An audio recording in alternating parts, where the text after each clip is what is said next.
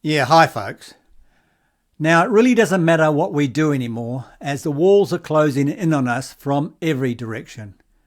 And of course, our wonderful corporate communists are telling us it's for our good. Driverless cars and central bank digital currencies are for our benefit, they say. And now artificial intelligence is good for society.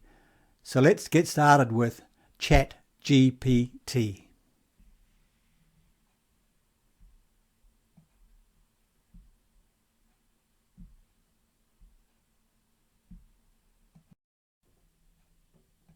How many of you clap? How many of you know what Chat GPT is? Okay. So not very many. So I'll tell you what Chat GPT is, just so you know, because you need to know this. And I don't know what sort of technological revolution this is. Gutenberg press level? It's something like that. This is a big deal. So this AI system, it's a general language processing model, was released about a week and a half ago, and I went and interacted with it. It's an AI system, artificial intelligence system. It basically is trained on, well, a massive corpus of spoken or of text. So it's derived its models of the world from the analysis of human speech, essentially. It isn't using real world data yet, but that will be happening certainly within the next year. So, and Chat GPT analyzes a very large corpus of text, and that corpus is growing all the time. Now, it's already sophisticated enough. I went on to it last week and I said, okay, some of you know I've written these books, 12 Rules for Life, and then Beyond Order, 12 more rules, because, you know, you can't have enough rules. And I asked it, this is what I asked it to do. I said, write me an essay that's a 13th rule for Beyond Order, written in a style that combines the King James Bible with the Tao Te Ching. That's pretty difficult to pull off, you know. Any one of those things is hard. The intersection of all three, that's impossible. Well, it wrote it in about 3 seconds, 4 pages long, and it isn't obvious to me, for better or worse, that I would be able to tell that I didn't write it. Right. And okay, and that's pretty impressive, although, you know, maybe not its relationship to what I've written, but the fact that it could do that grammatically perfectly, right? And quite impressive philosophically. I also had it write an essay on the intersection between the Taoist version of ethical morality and the ethics that are outlined in the Sermon on the Mount, which it just nailed, got that dead right. Brilliant. Again, it took it about 3 seconds. Yeah, now how on earth is it beneficial for society to have students cheating? We're rapidly headed towards digital superintelligence that far exceeds any human. I think it's very obvious. ChatGPT, I think, has illustrated to people just how advanced AI has become. And there are much more advanced versions of that are coming out. I think the danger of AI is much greater than the danger of nuclear warheads, by a lot. Because if one company or small group of people manages to develop godlike digital superintelligence, they can take over the world. Mark my words, AI is far more dangerous than nukes. At least when there's an evil dictator, that fewer is going to die. But for an AI, there would be no death. It would live forever. I mean, you'd have an immortal dictator from which we can never escape. You know, it's quite dangerous technology, and I fear I may have done some things to accelerate it. Yeah, and now he regrets it. Now to AI deepfakes, starting with this pathetic attempt.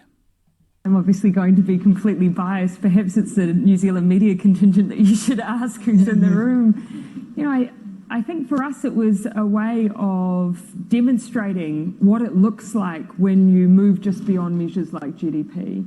And so when we were making our decisions around how we allocated the country's resources, when you start looking beyond simple cost-benefit analysis and actually look at the cost benefit across human potential, then you start making record investments in things like homelessness and mental health. Now contrast that pathetic attempt with this one. I am not Morgan Freeman, and what you see is not real. Well, at least in contemporary terms, it is not. What if I were to tell you that I am not even a human being? Would you believe me? What is your perception of reality? Is it the ability to capture, process, and make sense of the information our senses receive? If you can see, hear, taste, or smell something, does that make it real? Or is it simply the ability to feel? Here now, folks, that's pretty believable, and it's getting better all the time.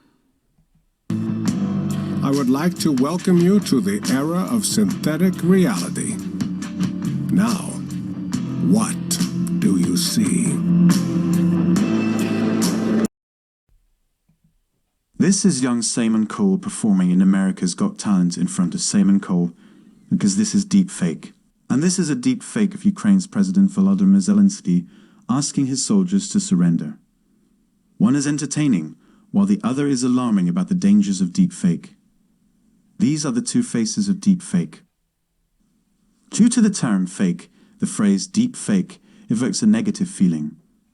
Companies like Metaphysic are doing everything they can to dispel the misconceptions about deep fakes in the public eye. This is what they did on America's Got Talent. There are many practical applications for deep fakes across a wide range of sectors.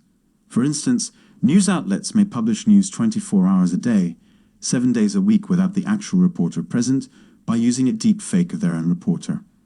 They may reduce studio and labor costs, saving the business a great deal of time and money. The news anchor Kim Joo-ha from the Korean television network MBN was deep-faked for viewers. Yeah, now if they can deep-fake a news anchor, they can deep-fake the news itself. And it gets worse, folks. So all of a sudden AI is everywhere. People who weren't quite sure what it was are playing with it on their phones. Is that good or bad? Yeah, so I've been thinking about AI for a long time, since I was in college, really. It was one of the things that, the sort of 4 or 5 things I thought would really affect the future dramatically. It is fundamentally profound in that the smartest creatures, as far as you know, on this earth are humans, is our defining characteristic. Yes. We're obviously weaker than, say, chimpanzees, and less agile, but we are smarter. Yeah, except for supporters of the Labour Party, the Greens, and the Maori Party, that is. So now what happens when something vastly smarter than the smartest person comes along in silicon form? It's very difficult to predict what will happen in that circumstance. It's called the singularity. It's, it's a singularity like a black hole, because you don't know what happens after that. It's hard to predict. So I think we should be cautious with AI, and I think there should be some government oversight, because it affects it's a danger to the public. And so when you have things that are a danger to the public, like, let's say, so food and drugs. That's why we have the Food and Drug Administration, right, and the Federal Aviation Administration, the FCC. We have these agencies to oversee things that affect the public. Now to the interesting bit.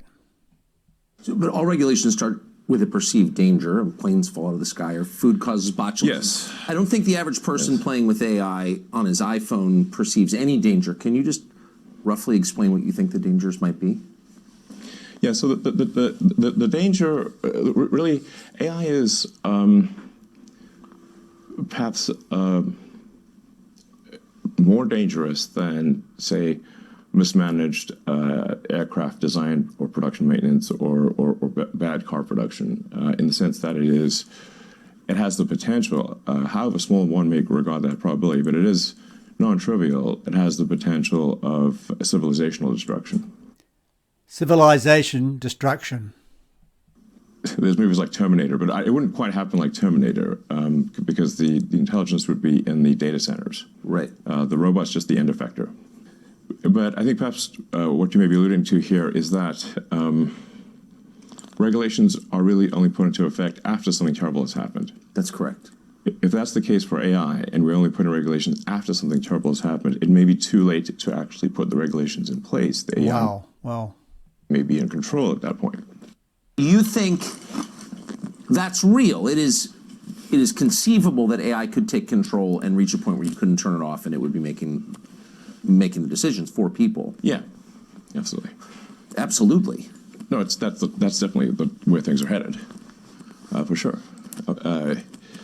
I mean, the things like say Chat GPT, which is based on GPT-4 from OpenAI, which is a company that I played a critical role in creating, unfortunately. Back when it was a nonprofit?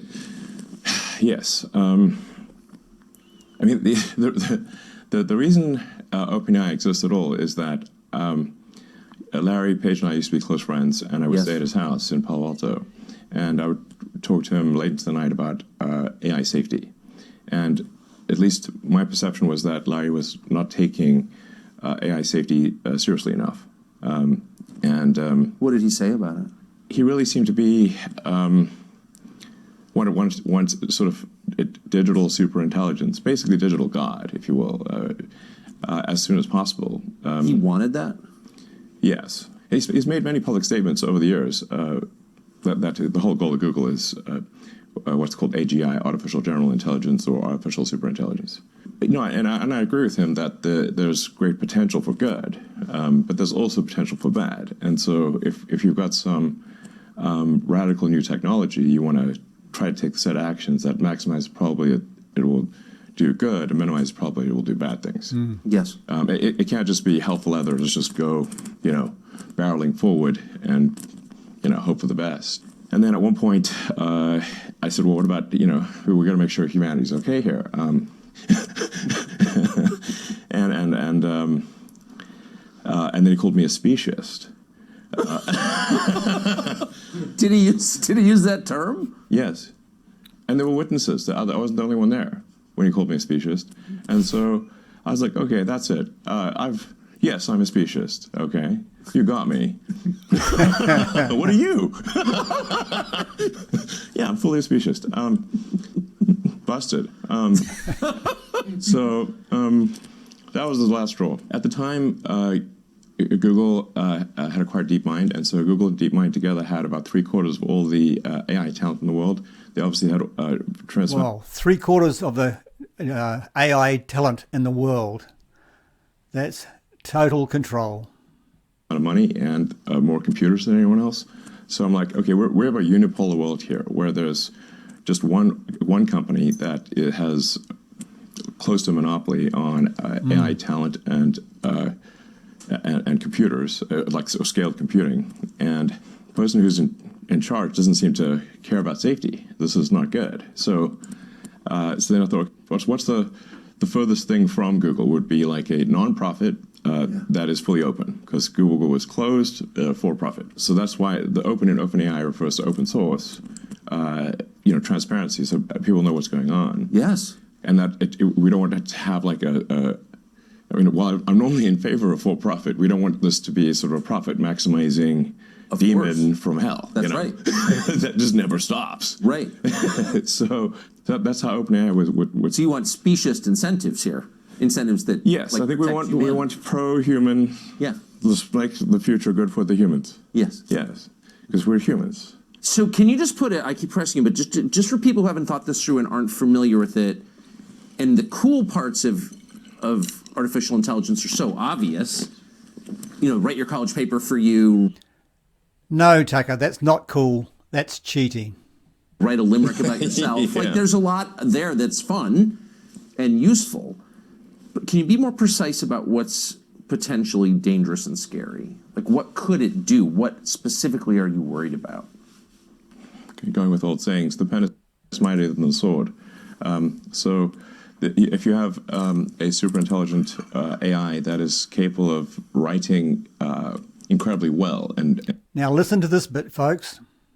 in a way that is very influential, convincing, and is constantly figuring out what is more convincing to people over time, and then enters social media, for example, Twitter, but also Facebook and others, and potentially manipulates public opinion in a way that is very bad.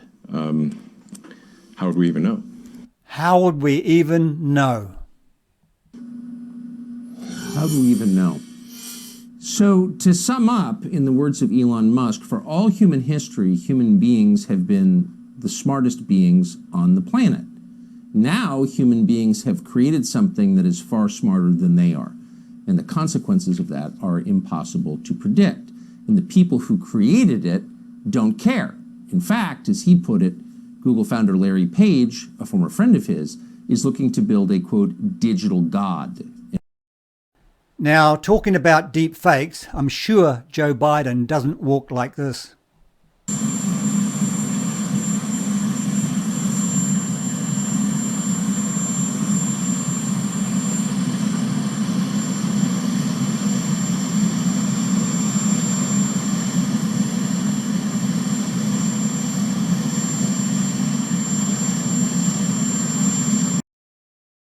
I think he walks like this.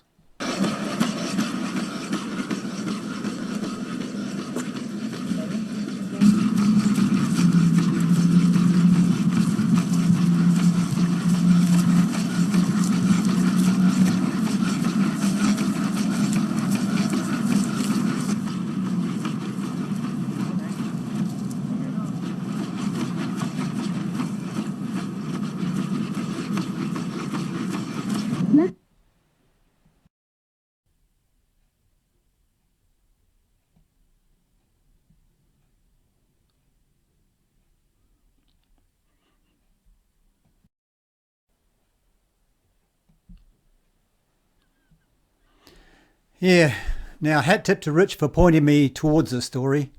It's really good to know what's coming down the pike. Anyway, folks, I've posted all the relevant links below.